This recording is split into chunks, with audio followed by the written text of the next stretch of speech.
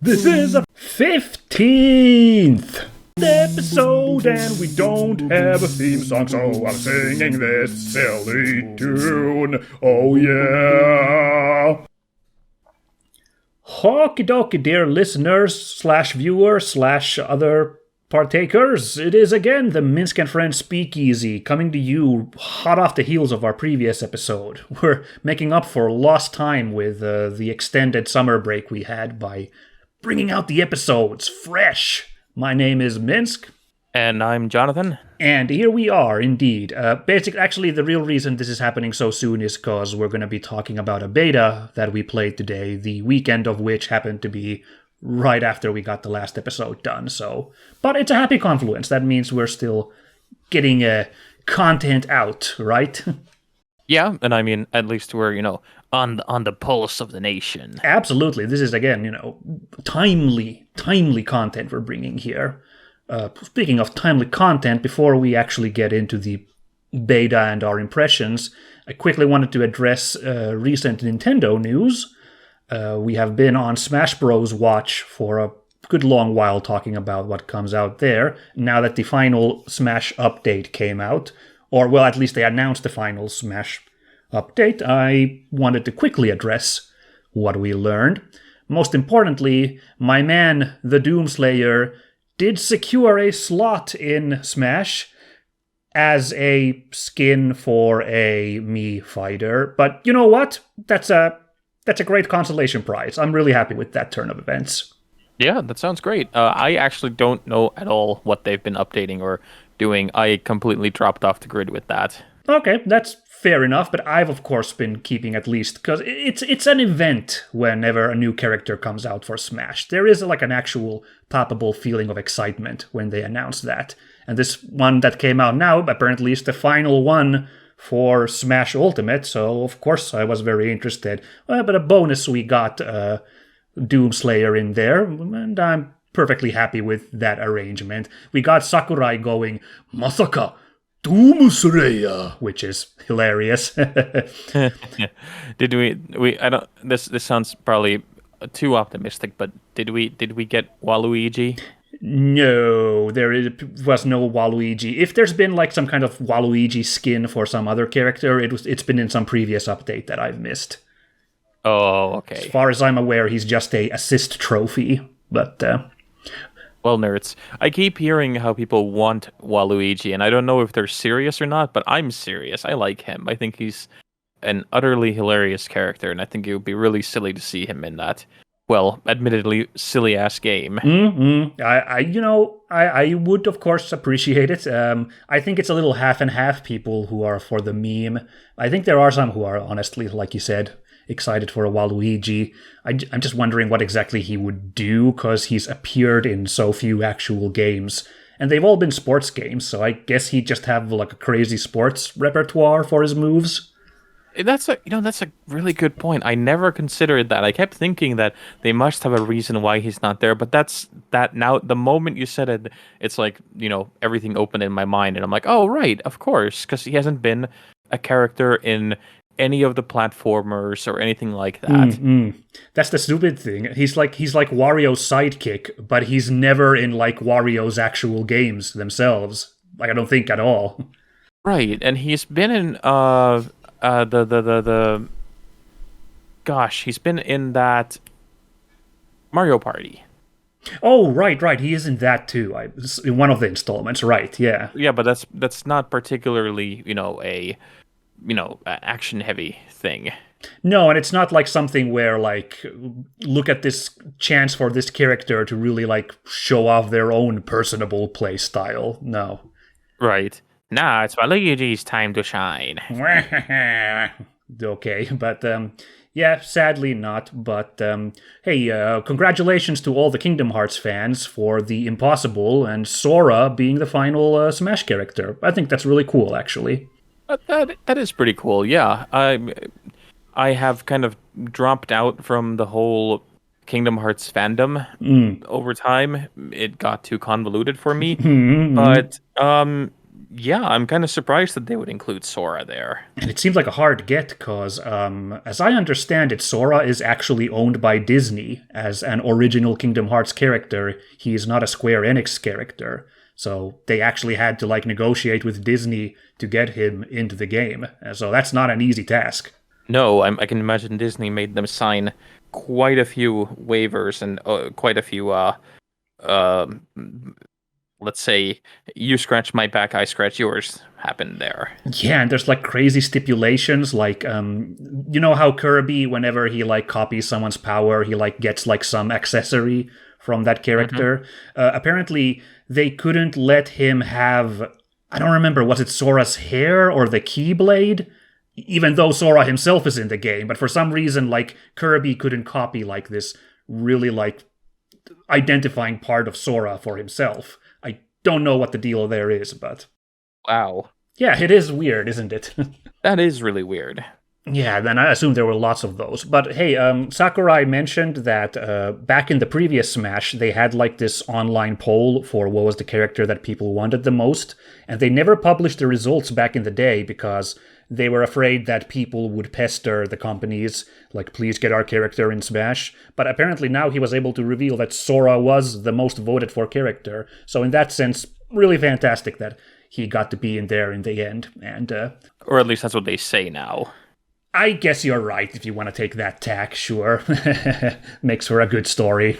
I'm just cynical. I'm pretty sure that they had like an actual reason, an actual, because I've understood that um the fans for this particular game are quite persistent, from what I've heard. Yeah, they're a group unto themselves, Smash people, in some ways. You're correct about that. So yeah, I can understand why they would want as little to do with them as possible. Sure. Well, whatever the case may be, I know there's a bunch of happy people with his inclusion. So I like you, I'm not the craziest Kingdom Hearts guy. I'm more excited about the Disney elements and actually the Final Fantasy elements, but those have really dropped off in the last few years. Yeah, I remember the very first one I was really into because that had like the perfect mix of Final Fantasy characters and all the craziness that would come in with mixing Disney into it. And then it just got really convoluted after that. Yeah. The only one I'm really familiar with is the first one because, as you mentioned, they started doing so much original content, and that's fine. There's, again, lots of people are into that, so good stuff, but wasn't really what I was looking for. Yeah. One more Nintendo thing. I wanted to pick your brain on this before we jump into the main topic. I really wanted to get your take as a movie person on all the hilarious announcements for that Mario animated movie, who's going to be playing who. How do you feel about all those? Okay, I'm gonna have to quickly check up the Mario cast because I remember that yes, I like Anya Taylor-Joy as Princess Peach quite a bit. Okay.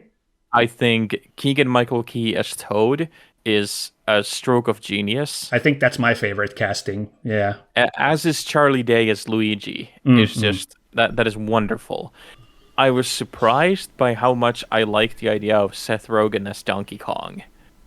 I'm a little concerned what they're about to do with Donkey Kong after this, but I thought that was really funny. And also Fred Armisen as Cranky Kong that's pretty great. Oh, I missed that announcement. Oh, that's funny. Yeah, Jack Black as Bowser is a little left field. Yeah. That's the one I'm really iffy about myself. Because Bowser always has had that really deep, booming voice, and Jack Black really doesn't. Jack Black is always kind of Jack Black in every role he is, so it's gonna bleed into Bowser's like a lot. Even if they were to like I don't know, pitch shift his voice lower, like he would still have that Jack Black vibe to him that I don't think matches the character entirely.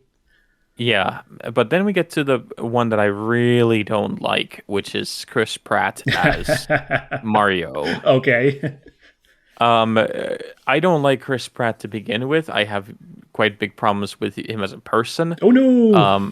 But him in Mario just, I don't know. It says to me that they're gonna do something with the character that I'm not particularly gonna be crazy for.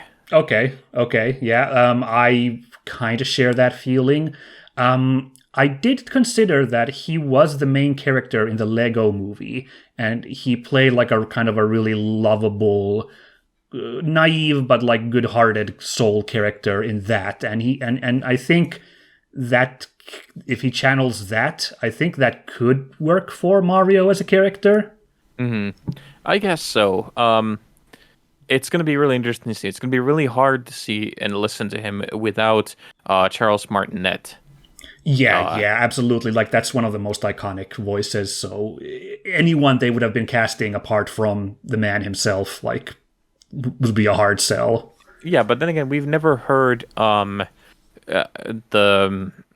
Charles Martinet perform, anything but, the couple of lines like "Let's go" and "It's a me, Mario" and all that. I wonder. I bet either Nintendo or Mr. Martinet himself, neither of them maybe want to do that. Like I think that's a conscious decision to have him be voiced, like have a different voice for him for all this like full dialogue. Well, Martinet apparently really wanted to do the movie. Oh, okay. Well, then never mind. I stand corrected on that front. Yeah, I think it was a choice from Nintendo and from the studio. Mm-hmm. But then again, who knows what goes on behind the scenes. My other major concern is the writer, Matthew Fogel, who's writing it. He has very little stuff to his name. Mm-hmm. And the ones that he does have are Lego Movie 2 and Minions: The Rise of Gru, both of which, like, The Rise of Gru is not out yet, but like the Lego Movie 2 was not a very good sequel. Okay. And then he also has Big Mama's House Part 3. A classic, I'm sure. Right. So it's one of those cases where it's like, I really hope that they know something I don't, or, have seen some writing samples from him that are much better than what is, here. Because it worries me always when they're trying to do something like this. And this is clearly like after the success of Sonic, after the success of the Pokemon movie, which was actually really good. Yeah. The Detective Pikachu. Yeah. I think they're just having... I worry. Nintendo has been guarding this for so long after they got burned by the previous Mario film in the 1990s. Right. Which I would like to point out, though, is not as bad as everybody claims it is. It's not great, but it's certainly not as horrible as it has a reputation for. I know, I've heard you champion this movie several times, but I don't think we're already so deep in this intro. I don't think we have time to deep dive. What exactly? Yeah, I think long story short, let's wait and see. We have a year. Let's wait until at least the first trailer comes out. If nothing else, we will be able to enjoy Keegan-Michael Key and Charlie Day in their parts. And I want to say, as a real 90s kid cred here, I watched the really badly animated Donkey Kong cartoon back in the 90s, and Donkey Kong already in that, he had like this like, hey, I'm a goober, like really cool 90s guy voice, which in this day feels a really weird choice for Donkey Kong, but I'm already like kind of preconditioned for something like that if Seth Rogen's gonna pull something like that out of his pocket. Yeah, at least we're not going to be able to have any of the Zelda antics or the Link antics from the 90s animation. Well, excuse me. Yeah, that was... I still wonder if the person who came up with that like wakes up in the middle of the night going like, oh god, what have I done? No, I think they're like, yeah, that was such a good catch line. Well done, me. Yeah, really good stuff. Okay, well, good thoughts all around. Thank you for allowing me to pick your brain on these topics. But let us move on to the main story. We have had the chance to play Battlefield 2042, the upcoming latest installment from DICE. Is it DICE or EA DICE these days? Did they change their name? I can't remember. I think it's still DICE. Okay, sure. Anyway, they had their beta this as of recording this past weekend, and we both put a fair amount of time into it as fans of the series. Although we have different pedigrees in this series. Myself, I haven't played Battlefield since Battlefield 2 and Battlefield Vietnam. Those were from a time in my life when I was doing a lot more multiplayer games, and both of those were really fond memories for me, although I was reminded of some frustrations when playing Battlefield 2 that still exist here in 2042. You, however, Jonathan, you had played a little more recent installments. I've played all of them up to date, mostly because I've had to review them. But they are all familiar. Is there some which you've played a little more involved, like past the kind of like honeymoon opening new release time? Have you like gone back to play any? The third one and the fifth one, I played quite a bit. Most of the third one. I played the fourth one, but what happened was the fourth one came out and I couldn't find anybody to play it with, and that was a really team heavy kind of game. It is, yeah. And I just really didn't want to start playing it alone or with strangers. So I kind of missed out on it. And by the time I actually came back to play it, because I really love the maps and everything, everybody was so far into it that it was kind of hard to jump into it. Ah, okay. The fighting game explanation. A lot of fighting game aficionados always say you should get into a fighting game when it's brand new because everyone's on the lowest level, or otherwise it's impenetrable to get in with all the high level play going on. So something like that happened to you. Kinda, yeah. But then like the fifth part, I started playing a lot more, and I really enjoyed it. I realized that that's not something that most people enjoy. I think the fifth one got kind of a mixed response. Very much so, yeah.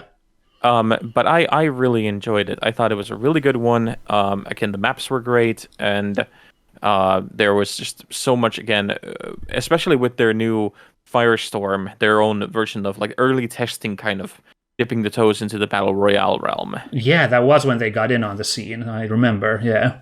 And I thought that was the far superior Battle Royale that was going around at the time, but then unfortunately Call of Duty came and kind of stole that thunder. Mm-hmm. Yeah, it's might be the best Battle Royale, but it's not a lot of fun if there's no one to fight, I guess. Yeah, I tried to go in there a couple of times afterwards, and it was mostly bots or then a couple of players. And even though it's such a small map, it really ended up being that it was unplayable anymore, and it was a shame.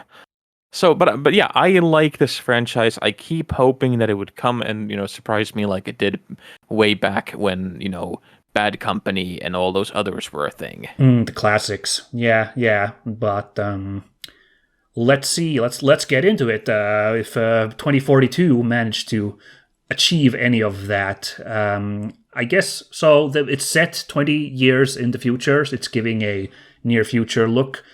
It's for people who don't know, Battlefield is very, very multiplayer heavy, and this one's the same way. There's no single player element, so it's basically a really large scale first person shooter combat between two teams, and this one's the largest yet with 60 people per side, and it's like very combined arms. You have like various different roles in the military, and then you have like a multitude of vehicles to use. It's supposed to have like a grand war feeling to it while you're playing this multiplayer game. So there's not a lot to like get into the plot because there really isn't much plot. But I guess as an easy opening, how do you feel about the choice of near future ravaged by climate change world that's being used as the setting for this one?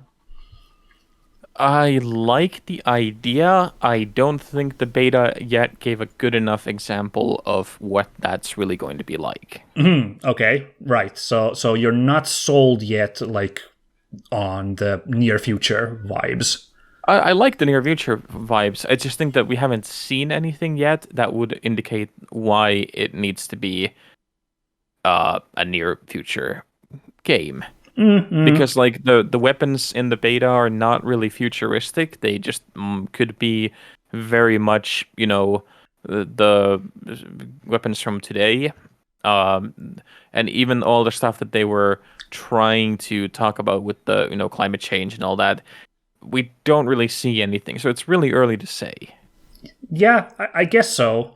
I think it's an interesting choice to, especially if they are actually willing to like lean on this, like the world is being ravaged, and in like a near future too. Like that's an interesting kind of bleak outlook for what's just supposed to be a backdrop for multiplayer action.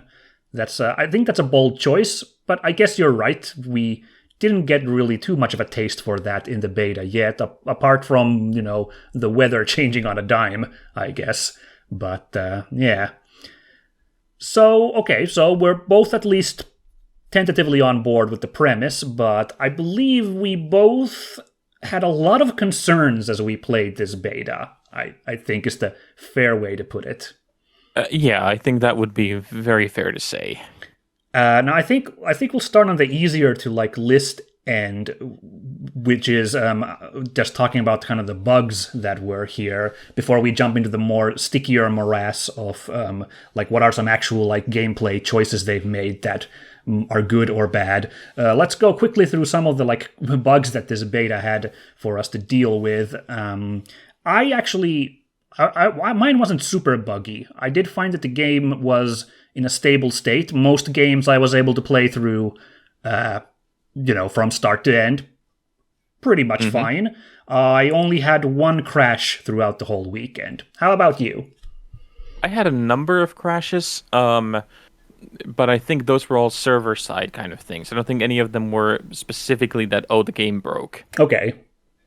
I think the biggest issues with the bugs were stuff like UI elements not loading, people falling through floors, the general stuff that usually you get. Yeah. I had kind of similar things. The funniest was that sometimes the other passengers in helicopters would phase out of the helicopter, just kind of float in the air. Egregious, but like something that's you kind of expect from maybe a beta, that kind of little thing. That's something they're going to probably fix. Yeah, I think that's the thing that worries me, is because like the people who are the community managers for the game all came and started saying stuff like that. Oh, this beta build is months old. Don't mind it. It'll be all fixed and all that. But then like at least a couple of leakers who had leaked earlier news that the game was going to be delayed, for example, they came out and said, no, this beta is actually a pretty recent build. Aha. Okay, so it was just kind of PR by the looks of it. Yeah, it's not confirmed. That's Okay. the thing. It's not confirmed. It could be very much that it's, all has been fixed. All is going to be fine, when it comes out in exactly a month about. Yeah. But I am a little worried because every single Battlefield has launched in a really kind of sorry state. Okay. They have all had like server bugs. They've had tons of graphical bugs. There's been huge amount of issues with every single launch since the third one. Okay, yeah, I was gonna say, like, when 2 came out, that was still so far in the past that kind of live update and patching, I don't think was really a common thing yet. So I feel like they had to have those be pretty stable in that time when they made games. Because I don't remember 2 being particularly sticky to play back in the day. But okay, so you've suffered later on. It's been bad, huh? Yeah, but the world has changed so much since like those days that like when you released the game in those days, it was a very different kind of thing. Yes, exactly. To be released. Yeah. I think now there's different expectations, but also there's like with Battlefield, based off of what leakers have been saying, this apparently started off as a battle royale that then got changed into a multiplayer, that then got changed into this thing that we have with the portal system, where you can choose any kind of Battlefield map or any kind of setting, and even that's been changed since then. Yeah. So there's been a whole mess of things that have been like trying to find an identity. and I think that has really damaged what the game is in its current state. Okay, that's an interesting outlook that I hadn't super considered. But yeah, I guess I'm not at the right place to judge since, as mentioned, I've missed over a decade's worth of this series, so I can't really judge the identity that much. But I guess I could say that it didn't stick out as its own game too much. It definitely had the look of a modern military shooter, even if it's going for the slightly future angle. Right. And right. The biggest bug, I would say, that or missing feature is the confusing lack of any kind of chat or any kind of working ping system. That really ate at the core kind of teamwork element of the game. Thankfully, I imagine that's not super hard to program in. At least like a working chat probably isn't super hard to program in. But again, that's kind of a weird thing, kind of a warning sign that such an integral part of a Battlefield experience is lacking in this beta. Yeah, and I think that not all of it was intentional because the ping system clearly seems to be there, but it just didn't work almost like ever. Yeah, like there were, if you went into the key bindings, there were plenty of options for like chat and for pinging, but and for the map as well. That was also really weird, not being able to consult a map ever. Yeah, the lack of the map and the lack of a proper player roster. Because it used to be that you press tab, you got the entire player roster to see who was playing and, the squads and builds for them. But no, nothing like that was here. I guess it's the huge scale, because you'd have to like scroll through 64 people on both sides. So, because now it's just limited to your squad members who you can check. Yeah. Well, it was 100 players before, so it's not exactly like 20 players would break the bank. And it's one of those things because a lot of people have been complaining that apparently the beta had tons and tons of bots in it to pad out the gameplay. And apparently a lot of people were complaining that the bots were too good, like too quick on their aim and all that. Oh, interesting. So I think that might be also like, this is just, again, it's not confirmed. I could be just being cynical, but I think the reason why a lot of those things were cut were because to show players that, do not show players how many bots there actually were.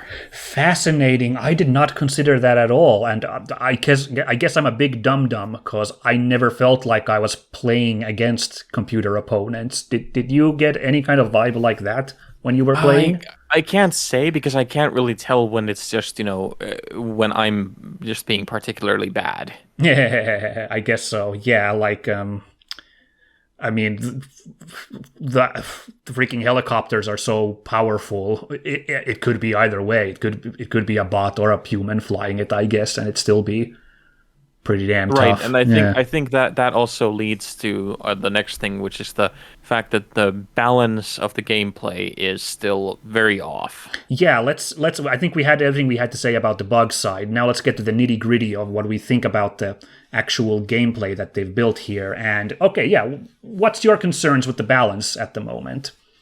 Mostly that they've taken out the classes. Okay, but there are 4 classes.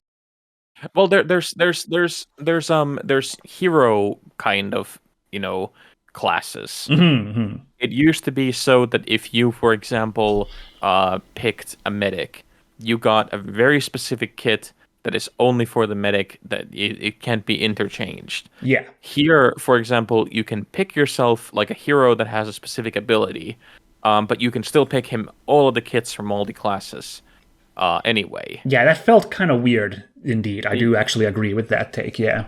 And that makes a bunch of the classes kind of pointless, because without the medic having, for example, their defib machine and, being able to run around and like drop stuff for the,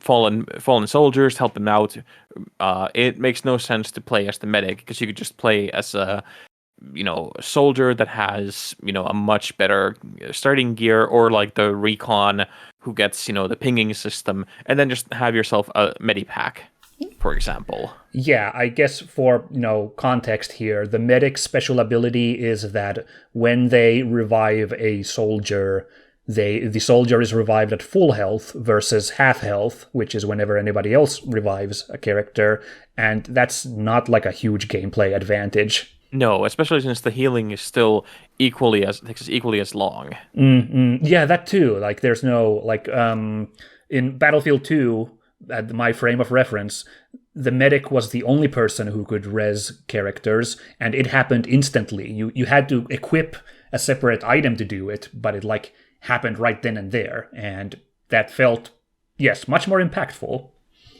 Right, and there's also the thing that extends to the whole having no proper classes, is that all the weapons that you have, you can mod them as you go. Like, if you're running in the field and you're like, oh, I have only this short range scope on me, you can just hold down the T button and it'll bring up a menu, and you can just put in a longer range scope on it. That is one of those big problems that, again, it changes the entire way the game plays, and I don't think it's for the better, because in the previous ones, if you picked a certain build or built a certain kind of weapon, you had to play by that weapon until either you died or you went and changed the class. Right.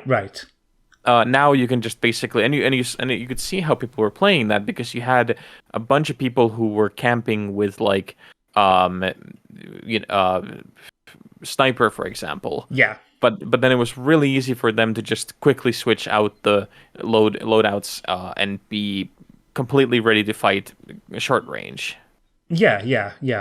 Absolutely. That was something that happened in there. And also, I don't know if you noticed, there was a funny little trick where if you changed your magazine version, you would get a free full magazine whenever you did that, like your ammo would restock. I saw that, yeah, and that was one of those things where I'm just like, okay, well, it doesn't make any kind of sense to even then reload, because you can just quickly hold down T button and do that. Yeah, not to mention, with the lack of communications, as we mentioned, and the ability for anyone to have ammo or medipacks or anything, it felt even less like a team effort due to all of this. This is the least that's what the feel of a Battlefield is supposed to be, is combined arms, everyone pitching in with their role. And that did not feel at all in here. It felt like a really huge death match most of the time. Everyone just kind of doing their own thing. Yeah, there was never a sense that any one of us was working together, even on the same squad. And also, not to mention the lack of communication. Again, I noticed people mentioning that because there was no communication, everyone was just picking the same couple of different bazookas as their sub item, rather than ammo boxes or medic boxes, because no one was able to call out for those, and everyone was just well, I want to have these bazookas so I can deal with the vehicles. I'm super guilty of that myself. The latter half, all I ever did was just juggle between the two different versions of rocket launchers, so it's kind of lame.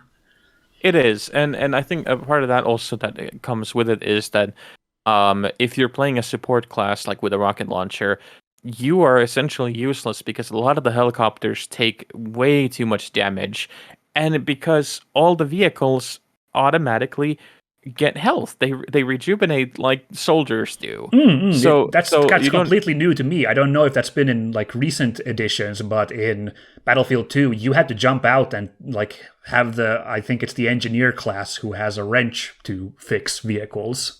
Yeah, and I saw that this had that. There was a thing like that. Yeah. In the game, but it didn't make any sense, because all you needed to do was either fly off or drive your tank a little bit further, and suddenly you were very quickly healing again. Yeah, I guess the idea is that it's even faster with the wrench, but there was one guy in the tank who really got my blood boiling. He alone was dominating this one capture point we had, simply by driving up and shooting everybody who was there, and then he'd drive off to heal whatever pitiful damage anybody managed to do to him. And like a few seconds later, he'd be back from behind the hill, and anybody who had spawned by then would get shot again. It was really infuriating. Yeah, and it's just one of those things where it's like, I don't know why they've changed it, because every previous Battlefield has played with the same mechanics. They've had upgrades and kind of changes in minor details, but completely doing away with it and rebooting essentially what the franchise has been built on feels like such a colossal move that I don't understand why it's done so haphazardly, like especially when they haven't communicated it to the players. Yeah, I'm hoping that in either the final version or like a month or two after the release, once they realize how bad idea it is, they're going to change that weapons change system so that it's limited. Like the 4 classes only have a certain selection of upgrades for their guns, and also a certain selection of guns. Like they'll it's a fun idea to like be able to modify on the field, but like pare it down a little bit so it isn't that like open for use. Right. And I think that is probably why they have inserted the portal mode into the game. Okay, so this was not in the beta, so we didn't get to try it out. So this is all just based on what we've like read in press releases and stuff. But this is some kind of like design your own level type of, not a level editor, but like a gameplay like mode editor thing. I think it's kind of like the Forge thing in Halo, if I'm not mistaken. Yeah, you got the basic settings like weapons and maps, and like you can tweak them and all that. But then there's an editor like in the Forge mode, similarly, that you can actually go into like a lot of condition changes into the maps. Then a lot of community stuff happening there. But with the way that it's done, you can essentially like mix and match between these. So, okay, there is the risk that you can have maps where you have, the helicopters of Battlefield 2042 on like a Battlefield 1942 map. Okay, like, Battle of the Bulge with suddenly like modern day helicopters. That's always the risk. Yeah, that would be pretty funny for like a game or two.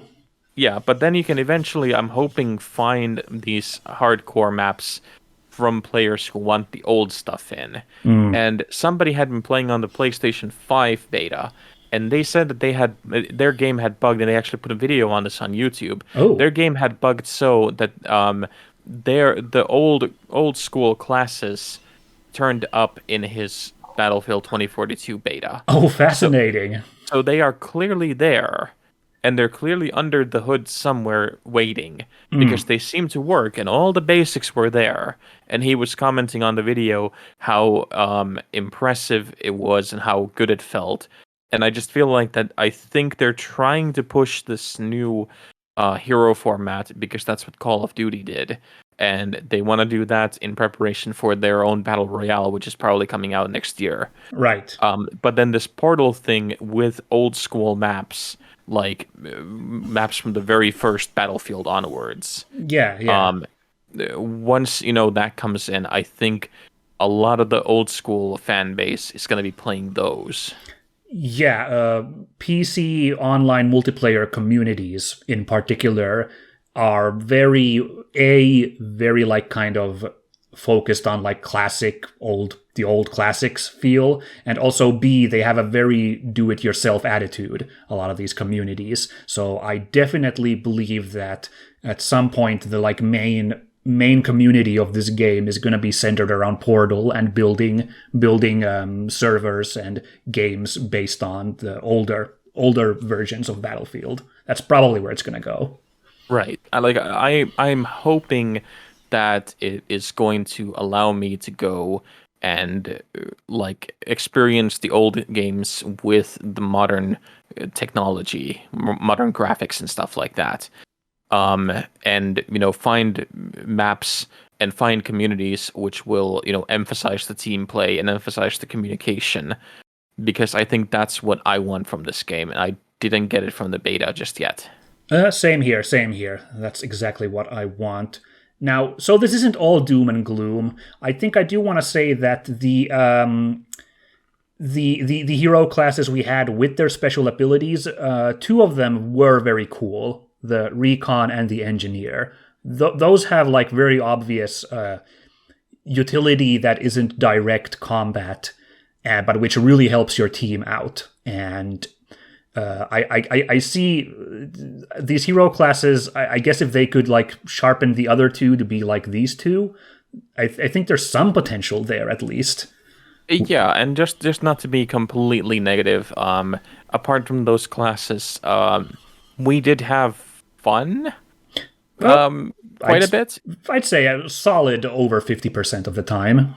Yeah, and like, I think once we got over the fact that this was not going to provide us with certain things we were expecting, and once we kind of like made our peace with that, there were moments where it was classic Battlefield looniness.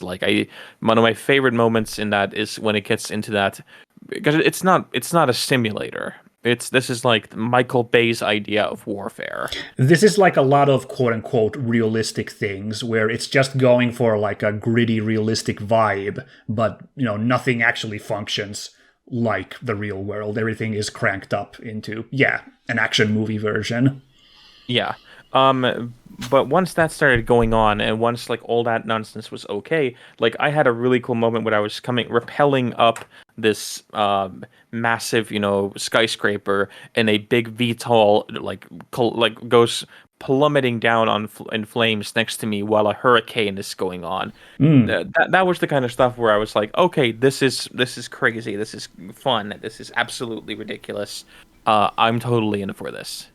Yeah, there's potential there. Like my favorite moments back in Battlefield 2 or Vietnam were exactly those moments where it felt like army role play. And again, not realistic army role play. Again, this is coming from a guy who never has touched a gun at all. So but that kind of vibe of what you see in movies of like Marines rolling down. We'd have like a convoy actually going of like a tank and a couple of jeeps. And yeah, you got that at times here in the beta as well. And if some of these concerns we've raised can be kind of refined for the final version, I think you can still get that experience to some degree, but it really remains to be seen, I guess. Yeah, and that worries me a little bit because again, we are a month out from the thing. And they have not yet said anything. At the time of recording, they have not yet said anything about additional delays, which, Yeah. okay. And, like, they're promising that we're not going to be getting any additional delays, but, gosh, I want to be optimistic. But, Yeah. I think we're going to be getting another delay. Yeah, and I wouldn't actually, having played the beta, I wouldn't actually feel that bad. It would be a little sad, but it would make me feel better about them addressing a lot of this stuff if that was announced. Yeah, I would very much like them to at least take their time. Just, I don't need the game right now. Yeah, we can make do with other stuff for sure. If you guys are thinking about battle royale and stuff, don't worry. Like the other battle royales right now are still very popular. It's not like there are people crying out, "We need to have your version right now out." Just feel free to take a little bit more time in there. Right. Let's talk really quickly about some of the more presentation side still, because we have some concerns there as well. Because, well, I'll start with the positive again. I do think the game does look pretty. Yeah. The tropical island look of this one level we got to play, they've got it down very well, and the weather effects are really good once the hurricane kicks up. It is very atmospheric, charging across that island with billowing rain and a tornado in the background. That's good stuff. That's all good stuff, yeah. Same can't be said for the sound, though. Okay, yeah, I didn't pay too much attention to the sound world, but what's your vibe there? I think the big problem with it is that it's the mix, at least currently, is having a lot of issues. Like it's really hard to sometimes tell where people are and what is going on really. I guess so. I feel like that kind of has been with the series for a long time, at least when I played it. Like maybe it's just because I get lost in the scale of such a big fight, but it didn't feel that much different from when I played it back in the day. This series. I think it's just because there has been so many good games with such good sound design, and this has good sound design when it wants to have good sound design, I think. Like all the weapons sound great, and there's a lot of really cool effects with the sound, like when you're just flying around and you have you know the helicopters roaring about you, and explosions going off and people are yelling. That's all really cool. Yeah, yeah. So I guess a little bit more attention there as well. And another thing, I'm not sure how they're going to solve this, but as pretty as the world is, I think the art style is all a little kind of washed futuristic, and that means that characters are a little hard to tell in this world, like actual human people on foot. They kind of blend into the world as they move around, and of course, this beta suffered from both teams having identical models. I'm really hoping that in the final version, the two teams will have, if not different characters, then at least their color of their clothing is different. Like those are reskinned, so it makes it a little easier. I shot allies more times than I'd like to admit because I wasn't sure if I was looking at friendly or foe. Yeah, there is that as well, and it's also because a lot of the colors are quite washed out. Yeah, exactly. It's going for that kind of depressing future vibe. I see what they're going for, but it's another case where they didn't consider how that impacts on the actual gameplay, the art direction in that case. The other big presentation problem, you might recall how much I kept complaining about. I was constantly unsure if some of my effects were going off. So I think this UI needs to be overhauled with some of the special moves you use to get more better confirmation that you actually did something. Like you may recall, I like the recon guy a lot because he has a drone you can fly, and the drone can mark enemies, even if you're not controlling the drone. If you leave it floating in the air and then run off on your own, the drone will mark nearby enemies. And I think for half of the beta, we were debating, does it mark it just for me, or does the whole squad get pings? Because it was so unclear, was it actually pinging, enemies for everybody? You remember this, right? Yeah. And it wasn't doing it consistently either. Yeah, no, it's some kind of it had some kind of proximity to it, the drone, which was again really, really hard to tell what it was in the game. Right. And the other one was, of course, the drone's EMP gun, which you can use to mess with vehicles. And to their credit, a little blip comes up that looks like a hit confirmed, but I was so unsure all the time whether it actually did anything to the enemy planes. I kept firing the EMP dart, and maybe the helicopter started spinning out of control, or maybe the helicopter just decided to fly weirdly. I had no clue. Right. And you were disappointed with the medic, because I know you told me several times you like to play medics in a game, and you had really trouble figuring out who to heal, right? Yeah, because there's also the thing that the healing is done very much in the way of just you run up to them, you hold E, and that's it. Yeah, but it's very unclear a lot of the times who you're supposed to be healing, because not all the characters start showing the sign that, hey, come heal me. There's not an indicator properly. No. There's a little text box that keeps coming up that goes requests for heal, but it's not as clear as in other battlefields. And that's only for people who are knocked down, who need a revive. I mean, technically you could also heal people who are, still up and moving, but Oh yeah, then that's just I didn't even consider that because it's such a like who the hell knows? yeah, I mean, the medic has this tool which is like this syringe gun, which the idea is that you can heal people from range. That's pretty cool idea, but there's no indicator for who is in what state, except I guess your squad mates have a health bar in the bottom left, so if you're really paying attention to your squad mates' health, you can help them out. But, there's lots of other people from your team around you as well, and it's impossible to tell, do they need help or not? Like, who am I supposed to shoot with my health gun? It's one of those, like, you could just fix it by when you pull the gun out, like, health bars appear on nearby allies, but it's not in the current version, and that's a shame. Yeah. So yeah, like, not enough feedback for a lot of the stuff you do. The shooty bang bang killing enemies, good enough. You can certainly tell when you've taken a guy out, but they clearly want you to have all these extra options. I think that's part of the near future appeal as well, is the idea that everybody gets cool gadgets to do, really crazy stuff that changes the flow of combat, but it all feels... it doesn't feel rewarding at the moment to do a lot of that stuff, I guess. No, not really.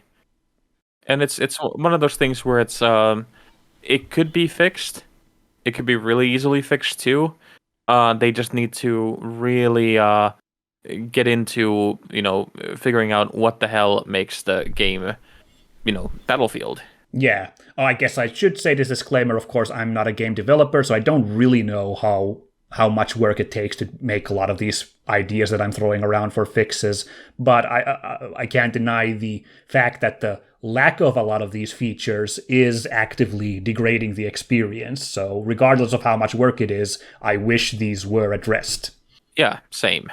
Yeah. Anything else you still had? Any thoughts still about the beta you'd like to share? Any impressions left on you? I just hope it's going to be a good game, because I know that I would play the hell out of it if it was, and I hope like that it's going to provide some kind of alternative to what is out there right now. Yes, it certainly is the potential to be different. If only because, well, Call of Duty, even though it's supposed to be modern day, it loves messing around with speculative technology. So I guess they have that market cornered as well, kind of. But combined with, because Battlefield just is a different type of fight compared to Call of Duty's, 24 people death matches. It is supposed to be different, and not a lot of other games are doing it. Some of your Hell Let Looses and War Thunders and what's the one we like? Red Orchestra are going for a similar vibe, but it's still like Battlefield has something of its own to it compared to all of those, and it'd be great if we got that. Yeah, I hope so too. Wow, well, I kind of knew going in that this would be kind of a, I don't want to say doom and gloom, but like, I guess in summation, I was really looking forward to Battlefield 2042 before the beta, but now I'm looking at it and there's a lot of like active issues in it, and we've harped on about them, and I hope it turns out better and fixed once the actual thing comes out. Yeah, and it's only a month away, so hopefully we will soon know more. Yeah. I'm not sure. I'm not sure if we're going to do like a follow-up episode in full or not, but I'm pretty sure we'll definitely at least have something to say once the game itself is out. Although I'm now, like I said, I'm not a hundo if I'm going to be day one with the game after this impression. I might wait a couple of days at least to read up on people's impressions a little bit. Yeah, we'll probably hear about it at least, because I'll be reviewing it. I will be getting a review copy, and I will be, spending some time with it. Probably already in the next couple of weeks. So, we'll know more then. Yeah. So everyone, stay posted on that. We will get back to you on that. But for now, here's our impressions for good and for ill. Indeed. Okie dokie. Well, that was another delightful discussion we had. Thank you for joining me, Jonathan. No, thank you. Anything you would like to plug at this point? It's only been like a week or so I don't know how much your plans have changed, but feel free to still drop whatever you've got working at the moment.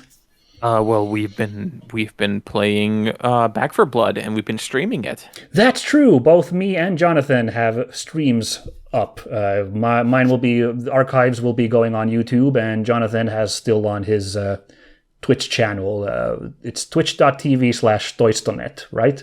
Yes, and I mean there will be also a YouTube review of it with some of the content put together. Because now it's like 5 hours of content, and probably even more once this comes out.